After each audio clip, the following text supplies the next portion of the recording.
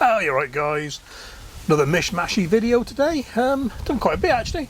Been up the plot, lifted loads of old stuff, getting ready for the new stuff. Bit of compost down, you know. The end of the tomato bottle challenge. That little Hugh, that was the one that was bloody watering like mad. Anyway, well worth doing. Bit of footage of me sowing the sensu onions, overwintering Japanese onions, just get them started, and some footage of the leaf and ground plot. Leaf and ground plot on my mobile phone. Yeah, it's all right, but some great aerial footage at the end.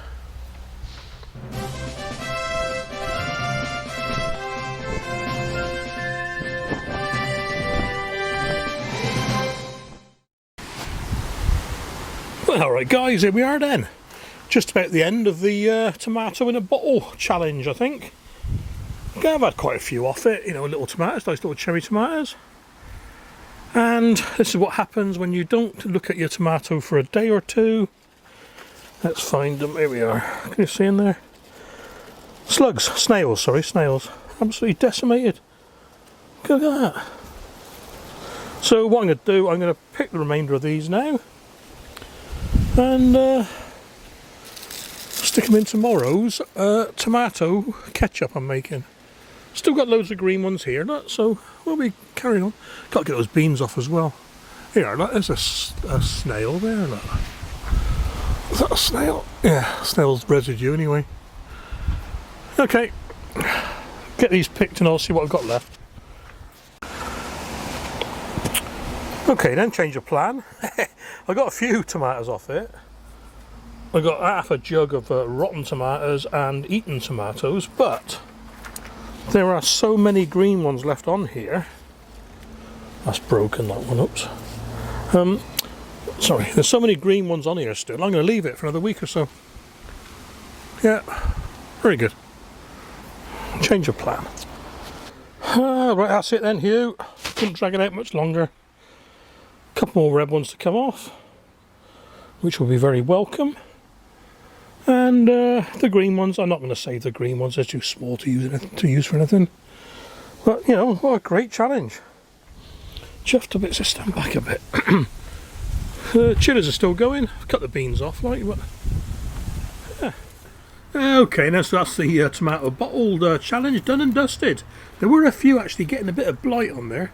Time to get the Japanese overwintering onions started. I normally put half in the ground and half in trays, but this year it's all in a tray because I've got nowhere to put them in the ground. These are Shisenshu. Supposed to be very nice. My first year of growing them. I normally do snowball, and they're coming later, so I'll get those in as well. Usual routine: blunt end down, pointy side up, and use your finger to make a hole and put it in, otherwise you'll damage the base or plate. Bring you back in a second. I bought these sets from Grow Seed. 250 grams, cost about $2.99 plus postage, I think it was. 50 odd sets went in there. And all I'm doing now is just covering it with a little bit of soil, just take up the air gaps. Quick sprinkle with water and I'll leave them for a week or two. There'll be a few roots, there'll be a few green bits poking up, and then they'll go in the ground. Wow, shooting against the sun. What are they? Garden huckleberries. Nearly ready. Apparently they've got to go, what do you call them? Not shiny, got to go dull. And there's loads of them, and I have plans for those. Little sparrow. Here, mate, you get in with the caterpillar as well, don't you? A few weeds, but black currants are growing well, as in first year for a bush. But the over this side, gooseberries got decimated by caterpillars. Can't even see them. Where's one? They might come back next year. There's a few leaves on them. So here are the golden pearls. Now Willie says they're very sweet. Not bad, not bad. And this is what amazes me. Oh, yeah. This must be an awesome rhubarb, because it's growing pretty well. Now I'm not going to take any off it because it's its first year. Right, let's put the back right. Leeks, as always, need weeding, but yeah, I picked a few. Very nice, very nice. And courgettes in this bed here. Whoa, I can't believe it. I mean, there's some down there. The good thing about these Atena polka is they're yellow, and you can see where they are. It's brilliant. A couple over there, look, see? Wrong side of the path now, but it's weird. Oh. There we are. Right, Russian marrow. More courgettes. Let's get more.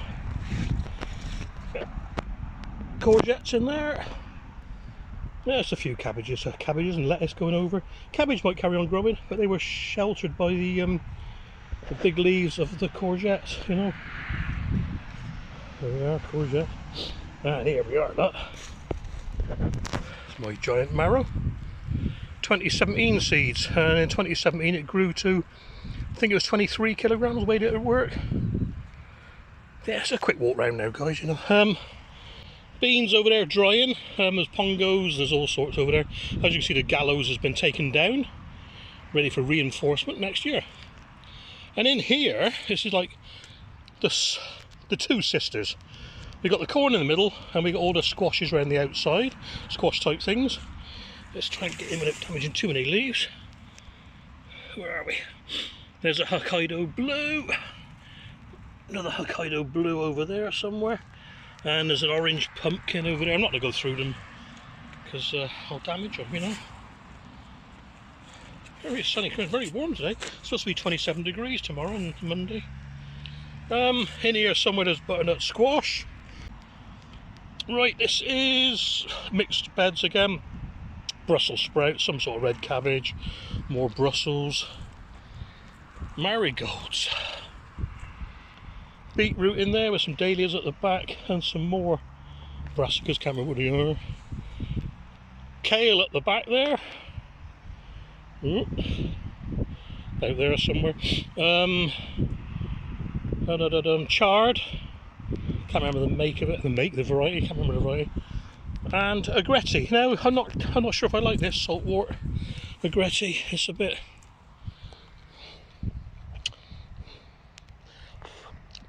It's alright, it's not as good as samphire, but you know, a little bit of purple sprout in there. These marigolds are done very, very well. I'll just take them one lot up. I'm loath to take them all up because the bees are all over them. Some more solandums here. Talk of the devil.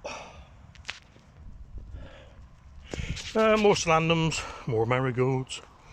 Mixed bed, leeks and lettuce, and these are some oriental greens, some sort of pak choi. Pigeons had those, so I sprayed those with grazers and they haven't touched them since. And these leeks here are going up pretty well. Right, there's all the rubbish I've just taken out now. More kale, more leeks, more spring onions, and what I did this side with the oriental greens, I just covered them with twigs, look. In fact, they are dill, and the pigeons can't get to them. Brilliant. So more orientals under there. Winter brassicas. There's all sorts. There's cauliflower, cabbage, and I've just cleared this lot here, and there will be more going in tomorrow or the day after. Been using that grazers on the cabbages. There's a few holes, but there's nothing to write home about. Seems to be keeping them off, and hopefully they're going somewhere else. The thing I like about the grazer stuff is it doesn't kill them. So the caterpillars are still there for the birds to peck away at, the slugs are still there for the toads and the frogs, etc. You know, hedgehogs. Oh. Yeah. There we go then. And what I shall do, I'll put a bit of aerial footage up in a minute and you'll be amazed. It's now, what, middle of September. And this all started in the middle of May. So May, June, July, August, 4 months. And you wouldn't believe the difference from a piece of bare ground to this in 4 months. Okay then, on with a bit of before and after footage of the plots. Here they are on the 19th of May, I think it was. And coming up is the aerial footage from, well, I don't know, 2 weeks ago. Many thanks to SevernDrone for allowing me to use the footage. and I've put a link to their website in the notes. And I think you'll agree it's quite an amazing transformation in just 4 months. Looking at it, you'd think they'd been there 20 years. Fantastic job, guys.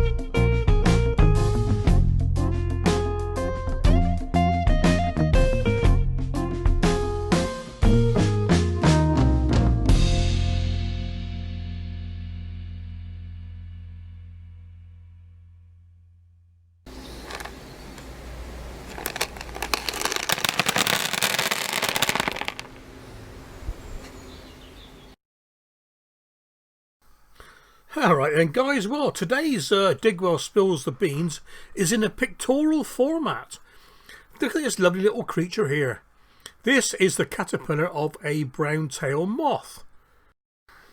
Now, pretty as this little critter is, the hairs on it are urticating, which means stinging, and they will sting worse than a stinging nettle, and they break off and they affect asthmatics.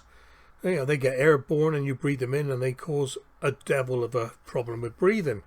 This was on my plot at Leaf and Ground. They overwinter in nests, in webs, and so I don't think it was there when we took the plots over, so it's been brought in. I've looked around and looked around and not seen any more, so I'm not going to notify the authorities that it's there. It may be pretty, but it's not harmless. Don't play with them.